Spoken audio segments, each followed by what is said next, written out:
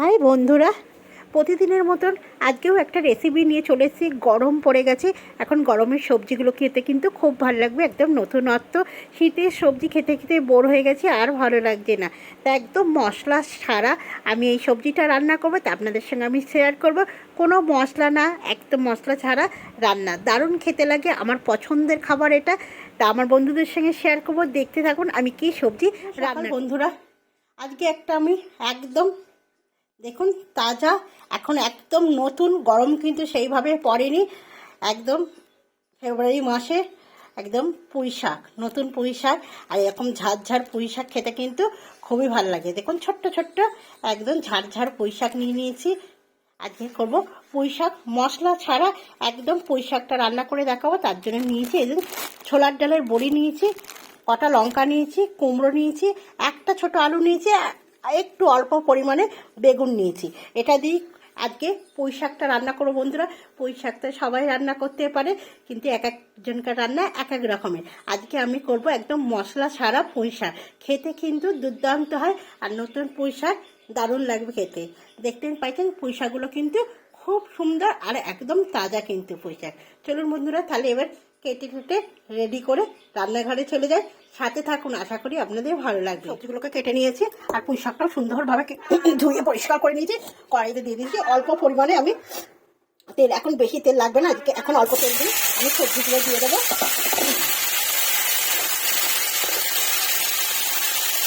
দিয়ে দিলাম লবণ, দিয়ে দিলাম একটু হলুদ, দিয়ে সবজিটা বেশ সুন্দরভাবে একটু নেড়ে ছেড়ে নেবো।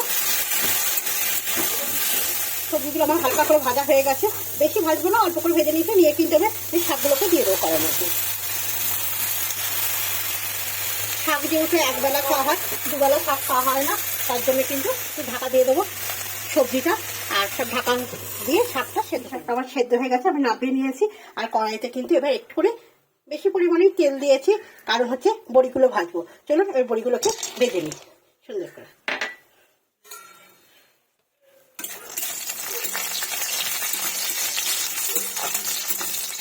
পুঁই শাকে বেশ বড়ি দিলে ভালো লাগে।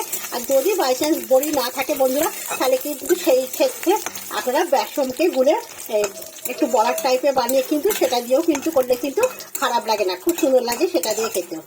তো বড়িগুলোকে আমি লাল লাল করে একটু সুন্দর করে ভেজে নিই। বড়িগুলো ভাজতে ভাজতেই আমি দিয়ে দেবো এর মধ্যে ফোড়নের জন্য একটা তেজপাতা আর শুকনো লঙ্কা। আমি কিন্তু মশলা ছাড়া পুরো শাকটা রান্না করছি বন্ধুরা।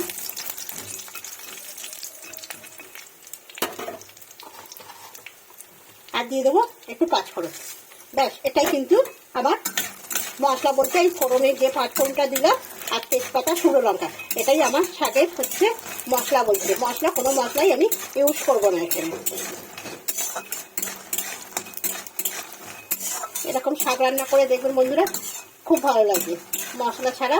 এখন একদম নতুন পুঁই শাক খেতে কিন্তু খুব সুন্দর লাগে। আমার সব ভাজা ভাজা হয়ে গেছে, দেখতেই পাচ্ছেন। আর মশলাগুলো বেশ, লঙ্কাগুলো ভাজা ভাজা হয়ে গেছে, বেশ সুন্দর একটা গন্ধ বেরিয়ে গেছে। এবার কিন্তু আমি দিয়ে দেবো পুঁই শাকটা।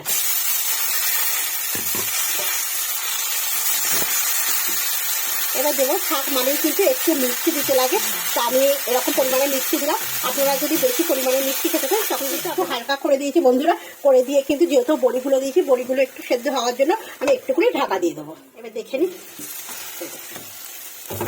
শাকটা একদম সুন্দরভাবে হয়ে গেছে, দেখছেন দারুণভাবে হয়ে গেছে। বড়ি ফড়ি সবই কিন্তু একটু নরম হয়ে গেছে, একদম কিন্তু একদম কমপ্লিট হয়ে গেছে বন্ধুরা। এবার আমি নামিয়ে নেবো। চলুন, একটা মশলা ছাড়া পুঁই শাকের রেসিপিটা তো আপনাদের সঙ্গে শেয়ার করলামই। আপনাদের কেমন লাগলো অবশ্যই কিন্তু কমেন্ট করে জানাবেন বন্ধুরা। দারুণ লাগে এরকম নতুন পুঁই শাক মশলা ছাড়া একদম রান্না করলে। তা কে কোথা থেকে দেখছেন অবশ্যই কিন্তু কমেন্ট করে দিদিভাইকে জানাবেন, তাহলে আপনার পরিবারে যেতে আমার সুবিধা হবে। শুভ দুপুর, সবাই ভালো থাকবেন, সুস্থ থাকবেন।